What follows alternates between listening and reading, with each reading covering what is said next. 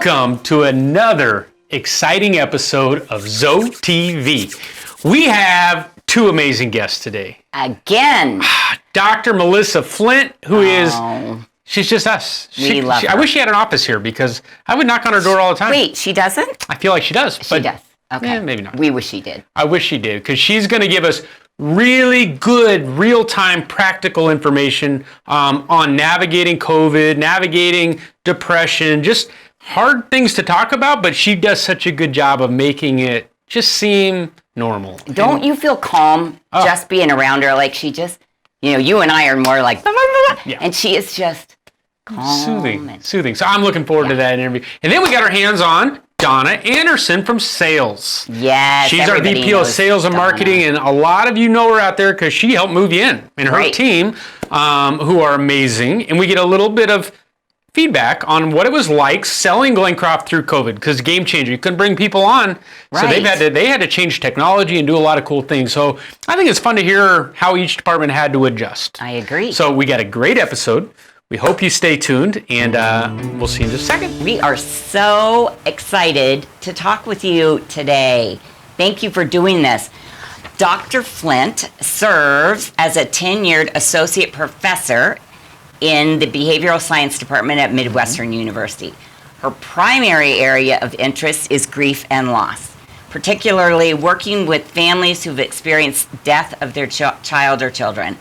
Other specialty areas are trauma, abuse, and depression. Dr. Flint currently serves as the chair of the Area Agency on Aging DOVES program, and that serves older adults of domestic violence. She also has a small practice of her own in Glendale, and she focuses on loss and grief. I first met Dr. Flint many, many years ago through the DOVES program, not because I was there, but because I worked there.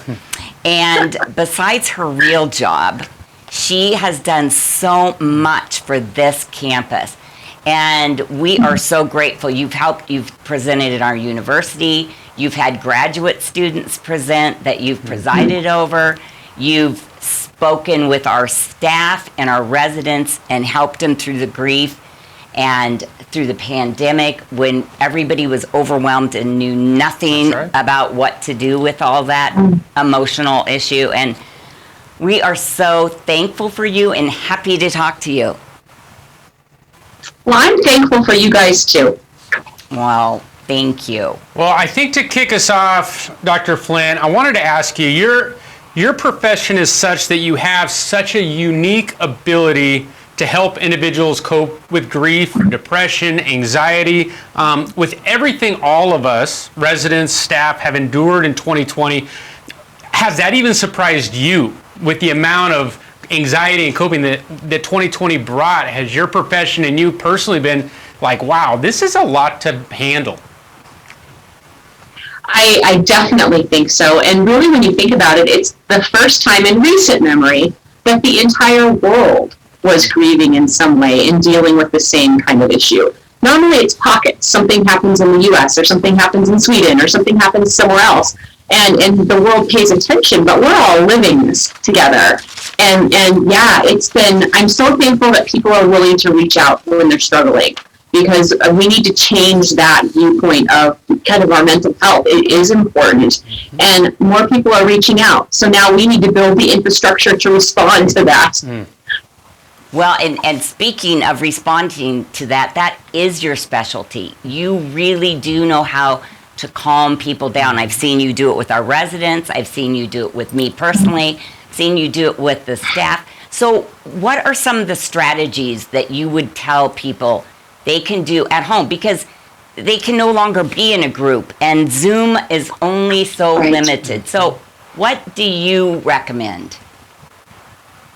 The first thing that I talk to everybody about when we open up this issue is the importance of caring for yourself. That is not selfish. That keeping your cup full means that you can pour into other people. If your cup's empty, nobody's helping anyone. Right. I heard an analogy, too, that I wanted to remember to share with you all, because this really changed my thought process about kind of this COVID time.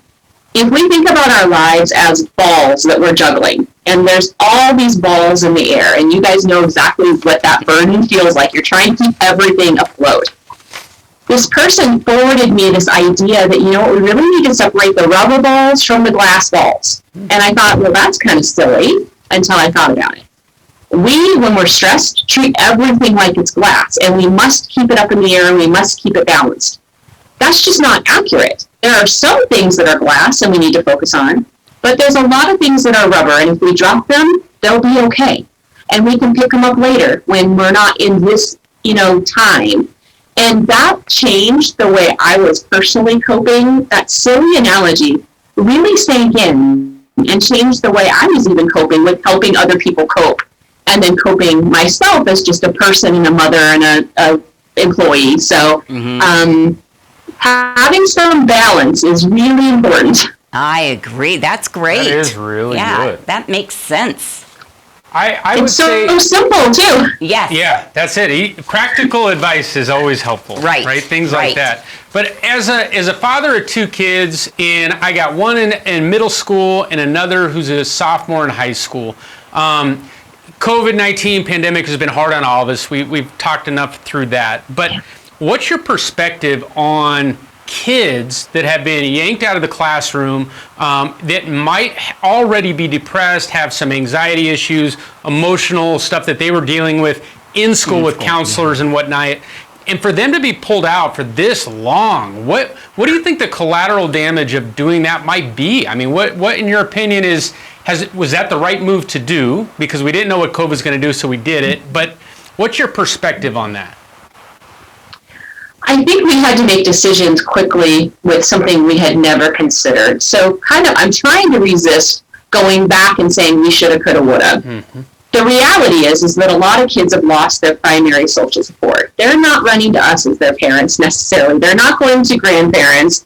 They have that teenage year especially is about each other. And having that taken away has increased depression, increased anxiety. The suicide rates have unfortunately exponentially increased. So what we as a community need to do is figure out the wraparound. If the kid can't see the school counselor because they're not on campus, how are we doing telehealth with that kid so that they have some source of outlet, support, and understanding? And if you're a parent or grandparent, I really encourage you, if you're seeing the signs of depression, anxiety in the littles that are around you, don't be afraid to have a conversation and say, hey, I'm noticing this. I love you. What can I do to help? And then when that help is exceeded by what our capacities are, we reach out to professionals. Yeah. That makes a lot of sense. It sure does. And I don't know that we're, as parents, always aware of, because kids tend to pull away, and mostly in adolescence and into high school. It's hard to know what they're thinking because they become self-absorbed and they stay in their room, and but I know that's a first good step, and it's what we're most afraid to do, right? That's exactly right. But moving on to back to Glencroft, because you've presented on our campus on really tough subjects, and one of the things we loved about you is you were so willing to take those on. So what has been unique about presenting to our campus that you haven't had maybe the freedom, or you haven't been able to present other places? I think I so appreciate Glencroft's willingness to see the whole person, the beautiful parts and the struggles. And some of those struggles are things like depression and anxiety. And I've been asked to do hundreds of presentations where the organization says, come talk about depression, but we're going to call it the blues or sadness. No, it's depression. It's serious. It needs to be held in the same esteem as if somebody was having chest pain, we wouldn't think twice about them going to a cardiologist or an emergency room. But for some reason, when it comes to mental health, it's like, oh, we're not going to say those words. And you guys have been so open, even to the difficult discussions about suicide. Mm-hmm. Those are hard to have. You acknowledge that the people who entrust their care to you have struggles, and you're willing to help with that by getting speakers in and different ideas. And I so very much appreciate that about your organization and your leadership in particular. So well done. Well done with you, because you've handled those topics really well when we didn't know how to. So thank you. Of course. Yeah, I think that the way that you convey your message on a hard topic gives us, as K&I facilitating the organization of the lectures and what comes after yours, if we know you're dividing a curriculum based on depression and anxiety, it's our job then to come in with the social pillar of fun, engaging topics that is this roller coaster. And that's what we've tried to create with the ZoeLife, in Glencroft University, is that roller coaster of, I'm going to learn, I'm going to do something difficult, but I'm going to follow that up with something really engaging and fun. And then it's this, it's like you said, this whole person learning where every aspect of a person is getting better. And I think if you're going to really attack it the right way, you have to go through and talk about hard things. Yep. And that's kind of life. And that's part of the balance, isn't it? Yeah. I mean, that's balance. You have to touch the highs and you have to touch the lows and come out somewhere in the middle. Right. And that's, if you only stay at the highs, it's not good. And if you only stay at the lows, it's not good. Yeah, exactly. That's well said. I know that you are, very versed in ZoeLife, because we've talked so much about it with you, and the idea of this whole person wellness and trying to redefine aging for somebody that would come and engage in that platform. But with COVID-19, that really was a opposite direction of ZoeLife. I hear social distancing and it just drives me nuts. It should be physical distancing, like stay 6 feet. I get it, but social distancing is like chalkboard nails to me. That we work so hard in getting our residents to engage with each other and be socially just going through life together, and everything that you talk through. Yeah. That same principle applies with the COVID-19 and the idea of social distancing and isolation. How do we get back to 2018, 2019, as the vaccines come out and we kind of come out of this hole? How do you see us maybe stepping back to a new norm? I hate that word, new norm, but how do we get there? Yeah. I think it's going to look different than any of us expect as it rolls out, but my hope is that we will learn that because we had to take precautions to protect not only ourselves but others, that we not forget that others are still important. And so as we congregate together and see that one person that's not participating, how do we pull them in? How do we create a sense of community that is safe and secure? Because people will still have concerns. Even after the official pandemic is over, people will still be afraid because of what they've been through. How do we help people feel comfortable re-engaging and providing lots of ways to re-engage? It doesn't have to be necessarily coming together in a small room. But how do we reach out and not leave anyone behind as we encourage them to come back together? That's all very, very important stuff. Yeah, that's good. That's good advice. And you're right. We have to think about, not everybody is gung-ho about getting back out. But, okay, so we just have a minute left, but we love this question. Has there been any silver linings in this pandemic? I know it's horrible and we've lost people and it's been awful, but we have found that people are finding silver linings. What's yours? I think I am looking at life with greater hope because we had to negotiate something that none of us had a plan for. And even though it seemed really long, relatively, it hasn't been. And if we can just remember to guard our joy and help guard the joy of those around us, our society is going to change for the better. Ooh. And that's a very important thing that I even have it in my email subject line. I hope you're continuing to guard your joy. Whatever that is for you, find that and guard it fiercely and foster it and love it, because that's going to make you a better person, despite the crazy that's going on in the world. This is why we love her. That should be in a fortune cookie or on a t-shirt, or yes. You should patent that and sell it on hats. Guard your joy. Man, I'm like, I got nothing. That's unbelievable. That's all we needed to hear right there. This interview could have been 2 minutes. Yeah. That's fantastic. Really, it is. And the balls of the rubber and glass. Yes. I love that. Right. I'm going to think about that. While guarding your joy. Yes, while guarding your joy. Fantastic. Well, Dr. Flint, you're amazing. You're everything that is right with that side of life that is so important and people are scared to talk about, but you make it so easy, and I think that's what our residents appreciate about you, is that you're just so easy to talk to, and the stuff that you say is just calming. Yeah, it's not this weird scenario. You just break it down, and our staff are appreciative for all the stuff you've done for this campus. You're an amazing person. Yes, you are. Thank you. Oh, thank you. I appreciate all of you, and just thanks for keeping the lines of communication open. Awesome. We are so lucky to now be joined by Donna Anderson, our VP of Sales and Marketing. Donna, you're with us. You're actually on set. Well, we've all been vaccinated a couple times. Right. We brought you in. And so it's good to see you in person. Oh, right. How are you doing through these crazy 2020 and now into 2021 and all that you do here for Glencroft? How's your life? Busy. Okay. Surviving. Busy and surviving. Yes, I'm Good. surviving it. Yes. That's cool. Now, most people, why don't you tell, most people watching know who you are, because you probably were instrumental in them moving into this campus. But for those that don't know you, why don't you just explain how long you've been here, what's your role day-to-day like? Oh, okay. So, let's see. I've been at Glencroft. It'll be 7 years in May.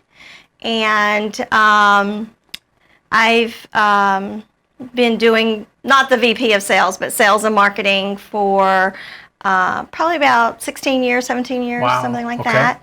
Worked at several communities in the Phoenix area. And I'm one of those girls that started off as a receptionist at the front desk and moved to resident services and then into sales. So it was nice to learn those roles, and I realized even as being a receptionist how much I really enjoyed the residents and helping them. Absolutely. So I'm honored. I really am honored to be here because I totally love what I do, and I'm always like the last person out of the parking lot at night at 7 because I don't have enough hours in my day, to do everything I need to do. So, I really enjoy Glencroft. It's different, and I love that it's faith-based, and I love that we have the residents that we have here. They make my day every day. I know. That's very true. We would agree with that. Yeah. So a lot has changed in the last year, more than any of us could have ever imagined. Right. It's like we are really living in a movie. But since you've been here 7 years, I know other than the obvious change of COVID, what has changed for you and the way you are doing business? Well, I think first of all, the virtual tours, and instead of an in-person tour, we're doing a lot of those on the computer, on our phones, or that sort of thing. But I think for me, it's easing the fears of those that are at home but know that they need to make a change, and helping them through that process. Regardless of COVID, we have those people that need to be living at Glencroft, whether it's in assisted living or independent living, who need help with meals and housekeeping and that sort of thing. Because face it, there's a lot of families that don't live in state with their kids, so it's been challenging to go through the ropes of telling them what to do as far as technology, how to get to that point where to find the virtual tour either on our website or online. The kids, I would say the kids of the parents that come in, they're able to come in and take a look around, but not so much for parents. So sometimes we have to do home visits and go and show them the computer and help them, maneuver through that. So, well, one of the questions we often ask our guests is, COVID threw a wrinkle into a lot of what we do on a day-to-day basis, but there's so much best practices that have come out of COVID, and I think the virtual tour is probably something you had wanted for a long time, but it's like, absolutely, we have to do it now. Yeah. And so I think going forward for new move-ins or transitions from IL to AL, what part of that experience are you going to lean on? I know the virtual tours is an easy example, but are there some other ones that you've adapted through COVID and some other little cool nuances of bringing anybody in? I don't know if this answers your questions, but for those residents who are not getting out, out of their apartment or out of their casita, I think it's been nice that we've been able to put a lot of things on TV, whether it's the bingo and, the different schedule, the church, just different things that they can still be cautious and stay in their apartment or casita. But they can attend the church or they can do the bingo. Still do life. Yes. So, and be safe. So. Yeah, I think there's a balance there that we're all trying to walk of keeping, and not every resident has the same, I'm ready to jump full in 100%, and others are cautious. And so trying to walk that balance of resident and providing that lifestyle from all of them. But like when you see a new resident, that potential resident pulls up that first time and they're timid of making that move, I mean, your team is so amazing down there. How do you bridge that gap of that, I'm nervous to make this transition from a Sun City or somewhere to Glencroft? I think it's easing their fears. It's making them, what may seem overwhelming for them to make that move. We're putting ourselves in their shoes and saying, okay, what do I need to help you with? Yeah. Do you need someone to help you pack? Do you need a mover? Do you need a realtor? What kind of things can I do for you to make this easier? And once you eliminate those fears of that, pretty much it's they're okay, I'm ready. I'm ready to come and pick out a unit and that sort of thing. So and things are a little more normal then, right? Once you get past that. Right. So we love to ask this question of all of our guests because we've heard some amazing answers, but it seems like we tend to focus on the bad parts of COVID because there are enough of them to focus on. We've lost people. It's been awful. But we have seen that most everybody has a silver lining. And besides what you mentioned about now having the virtual tour, what have you seen during this pandemic that's been a silver lining for the sales team? Because you guys are so fun and you love your job so much. There's got to be something that you hadn't expected that actually turned out to be a silver lining in this process. I will say one of our marketers, Dawn, she was just, going through and calling some people, and she reached out to a potential resident and was just checking on them because they weren't ready to make a move or anything like that. And she called them, and she just got home from the hospital. She needed groceries. She needed some food. And so Dawn just went to the food pantry and got some things together for her. Took it over to her home. Showed her the brochure. Went through the brochure with her, and she. It's like John called her at the right time. And was there for her, and. She moved in, and she tells everybody about Glencroft now. I mean, that's she so just... Cool. That's a great story. It really is. It did my heart good, that we were able... And even if she wouldn't have moved in, at least we did something for her. And we were there for her because she didn't have anyone else. And the food pantry has been an amazing silver lining. Absolutely. We have met a need that's pretty great. And when I tell families coming in, they just like, wow, how much more can you do? I mean, they're like, you have the marketplace. If they can't go out to shop, they can go into the marketplace. You deliver the food for our residents. There's so much that, and we tell people as we talk to them on the phone, now is a good time to move to Glencroft. That's right. Where else can you get a 24-hour emergency if you fall or need some help? We're right there to help you up. You get all your meals delivered. We still take you to the doctor and that sort of thing. We still have the performance center where, we're practicing our social distancing and that sort of thing. But walking the campus, I mean, how nice to be able to get out, in Walmart now. Yes, It's exactly. so beautiful. Well, I can't so. wait for the residents that have moved in 2020 to experience Glencroft at its full max. Yes, Because they love right. it right now. And we're like at Exactly. 20% throttle. Right. When we get back to like, they're going to be blown away because they love it now. And I'm like, Yes, just yeah. you wait till you see what we're can do it when we get Exactly. through this thing. So, well, Donna, we appreciate you being Yes. here. Sure. You guys do such a great job down there. And Thank you for Our, what our you do. residents are really lucky to have you guys. Thank you. Awesome. Thank you so much. Okay, what a show! What a show. We It was- actually had a live guest for the first time in weeks and weeks and weeks with know. Donna. We were still socially distant. Right. And we were safe. We all had our vaccines. Yep, we have. So Second one. I think, but didn't it feel good? I can't wait to get back to Yeah, that. I me can't wait. But too. let's start with Dr. Flint. What's your biggest takeaway? Guard your joy. While We're gonna juggling the balls. Oh. You got plastic, rubber, and then the glass. Glass. Concentrate on the glass ones. Right. Right? Right, because, While guarding your joy. yes. Multitask. Right, I like that. right. I like that. I agree. She's so good. She always has that nugget that you needed. She needs to patent that, guard your joy. I think I feel so, like that's too. a book. A T-shirt. You think she stole that? Is that hers? I think It's really good. It was, well, let's have it be ours.